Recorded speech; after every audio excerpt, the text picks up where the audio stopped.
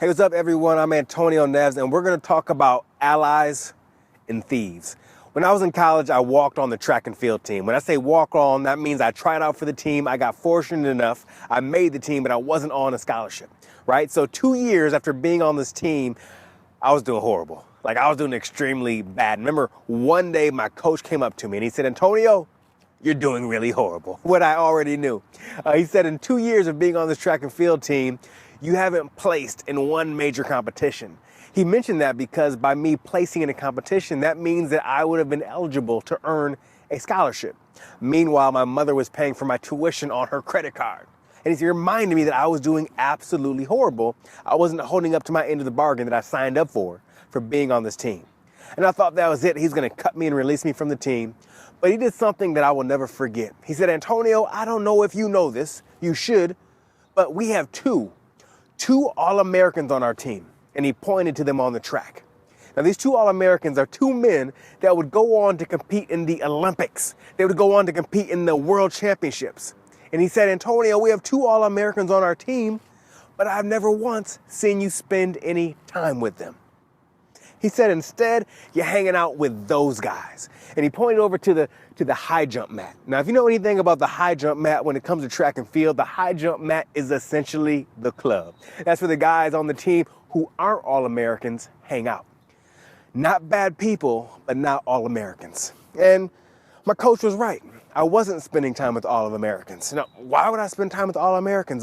They got up earlier than I did. They ate better than I did. They did more repetitions in the weight room than I did. All those social events that I went to, they did not go to. Again, meanwhile, my mother is paying for my tuition on her credit card. But what that did for me was opened up this whole notion of allies and thieves. Thieves are those people that don't encourage you, that don't inspire you, that don't challenge you, that don't push you, that don't test you to be the absolute best version of yourself, like those All-Americans. Thieves are those people that when you hang out with them, you have less energy than when you arrive and when you leave. Energy vampires. Thieves are people that always, and I mean always, got some type of drama going on in their life. You call them, you say, hey, what's up, Jim? And Jim's like, you're not going to believe what just happened to me. Jim, why are things always happening to you and no one else? But the opportunity we do have is to spend time with allies, with All-Americans. Allies are those people that do encourage you, that do inspire you, that do challenge you, that do push you, that do hold you accountable, that do test you to be the absolute best version of yourself.